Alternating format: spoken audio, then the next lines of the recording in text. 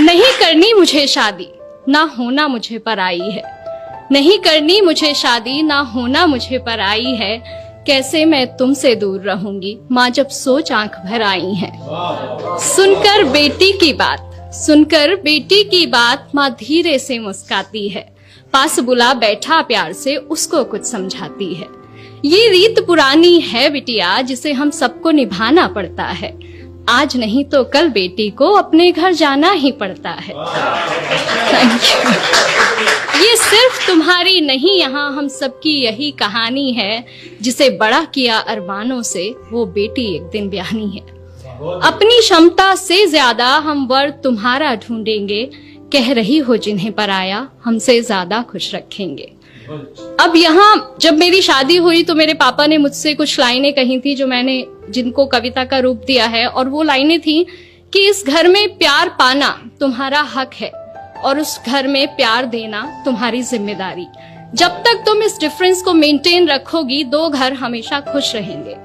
तो वही मैंने यहाँ कविता में लिखने की कोशिश की है कि इस घर से जितना स्नेह मिला, उस घर को भी उतना देना।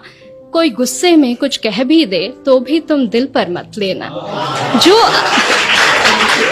जो आभूषण जहाँ के लिए बना हो उसी जगह पर सस्ता है। और नए लोगों के बीच जगह बनाने में बिटिया थोड़ा वक्त तो लगता है। डोली में कर रहे विदा, डोली में कर रहे विदा, बस अर्थी में वापस आना। कभी हृदय आहत भी हो तो भी तुम खुद ही खुद को समझाना। धीरे धीरे एक दिन तुम उस घर के रंग में रंग जाओगी। इस घर के लिए पराई और उस घर का हिस्सा बन जाओगी। Thank you. अब ये पार्ट था जो एक माँ एक बेटी को समझाती है। अगला पार्ट एक बेटी के स्ट्रगल का है, वो अगले घर में जाके क्या पाती है, क्या होता है, अगला पार्ट वो है। लेकिन मुझे लगता है कि दोनों पक्ष अगर अपनी जिम्मेदारी पूरे दिल से निभाएं तो भारत से वृद्धाश्रम जैसी जगहें खत्म की जा सकती हैं। मैं शुरू करती हूँ कि सारी बातों की गांठ बांध मां, सारी बातों की गांठ बांध मां, मैं संग अपने ले आई थी। पर ना जाने क्यों इस घर में भी और उस घर में भी मैं ही पर आई थी।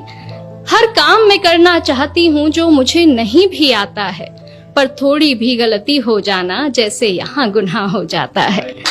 क्या यही सिखाया माँ ने तुम्हारी, क्या यही सिखाया माँ ने तुम्हारी। हर रोज मुझसे सब कहते हैं, सब छोड़ आई जिनकी खातिर, वो भी अक्सर चुप रहते हैं।